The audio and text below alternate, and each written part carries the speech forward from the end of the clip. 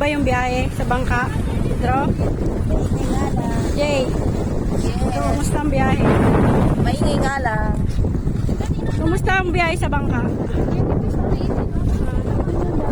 Asaan? Nag-enjoy ka ba?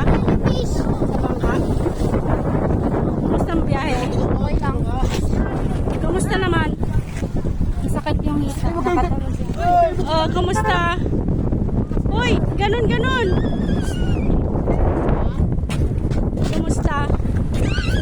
Okay ba?